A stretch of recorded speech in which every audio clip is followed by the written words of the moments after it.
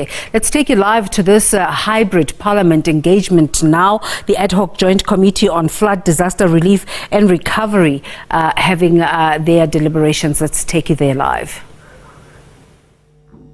With your discussion around budgeting, and this is what really worries me, is that essentially the cost of the disaster is being left up to a reprioritization of budgets. That's essentially what it comes down to. There's no new money, as I can see, or from what I can understand in your presentation, being made available to the province. So if that's the case, then government must admit then there's going to be a heavy toll on frontline services, particularly in education and healthcare, if money is going to have to be reprioritized to deal with infrastructure and housing. But then that begs the question: what is the point, or the goal of a national state of disaster, if it is not to make contingency reserve funding available, and if it is only about reprioritizing the budget? So again, I think that there's a disconnect between what the public's been led to believe and what the comments by the president himself said, that there was going to be R1 billion made available. That seems to be not the case now, that it is mere reprioritizing on funds. But if it is about reprioritizing of funds, where is and what amount sits in the contingency reserve, and why is that not being made available to the province? I'm glad you said that someone from your department is on the ground trying to understand what's happening. And to some extent that is good, Minister. But I want to encourage yourself and your officials to get as many different views as possible, that what may be necessarily told to you by a mayor or a city manager or a municipal official may actually not be entirely true. And I would hate to see yourselves being misled by what is not taking place, because ultimately at the end of the day, that is going to, if we are not seeing progress made by, as Honourable Nkuliki had said, that people are going to become more and more restless. And trust me, they're becoming more and more restless by the day. So I'd be grateful for your responses. Thank you very much, Chair. Thank you, Honourable Member. Honourable Minister, I now leave it up to you and your support staff to respond to the interventions. There was a lot said about budgeting, as well as the timing of the response plan, translating what is envisaged into practical steps in the turnaround time. Over to you, Honourable Minister. Thank you very much, Honourable Chair. Let me again thank the honourable members for their frank interrogation of this report, for their robust and frank interrogation of this report. Honourable Chair, I want to say up front, when we deal with the matters of this nature, there are issues that we will subject ourselves to accountability on issues of facts. We cannot disagree on facts. We have to fight hard until we are on the same page on facts, because there's nothing ideological about facts. There's also nothing ideological about proper intervention on a disaster, and especially the one we're dealing with. I just want to say, I felt I must start with Honourable McPherson. The issue of capacity is no longer a debate, even in the executive, that this magnitude of a disaster has exposed our capacity gaps. So a lot of interventions, therefore, we make will actually signal that. Having said that, I do not want to go back to other various subjective issues that Honourable McPherson have raised. We've spoken about that.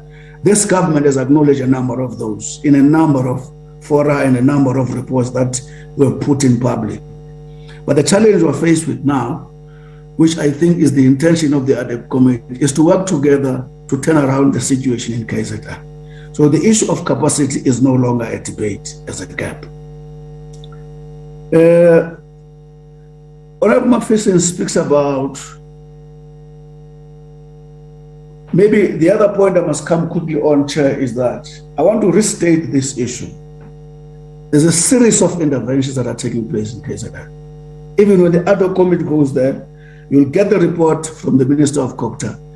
All what you are worried about as DPMA is the population of the matrix that will demonstrate each area of intervention, like Honorable Mentor asked, each area of intervention, what time is anticipated, both from the point of phase 1 of relief and point 2 of stabilization and the third phase of recovery.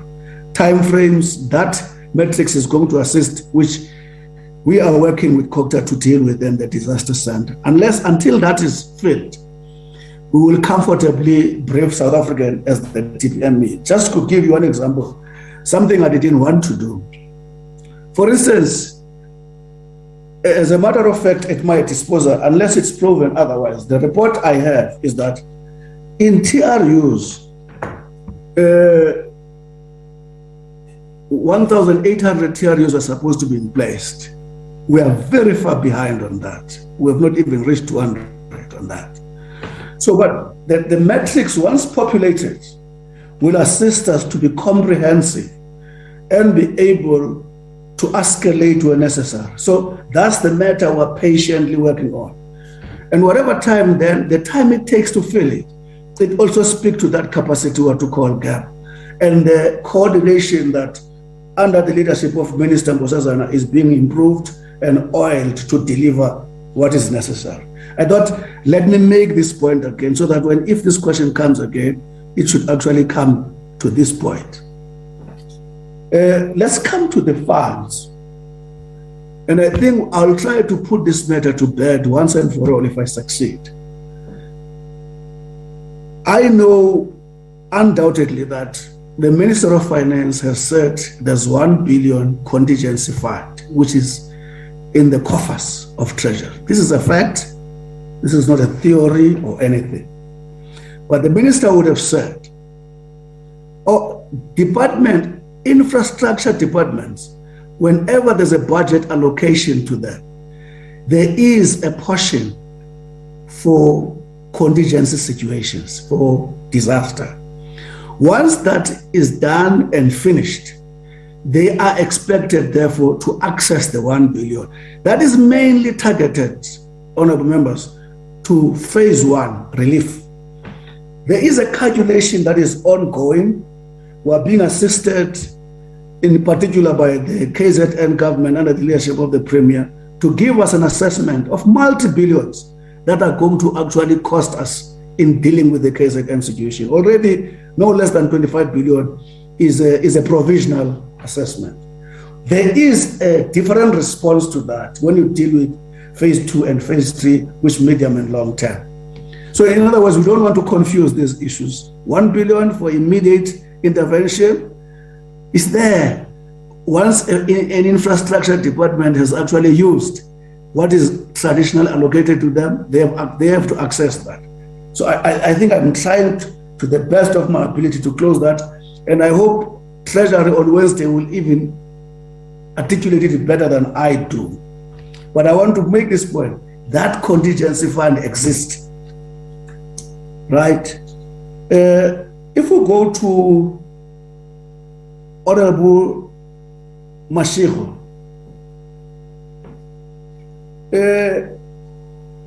we nearly are at a risk of discussing what comes, whether it's the egg or the chicken. Ours being here as DPMA was to display to this committee how are we independently as the Department of Monitoring and Evaluation.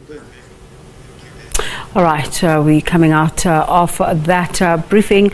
Let's now, I think we're taking you back to KwaZulu-Natal, or we're taking you to the All right, let's take you to KZN. The Premier is addressing the media on interventions for the floods.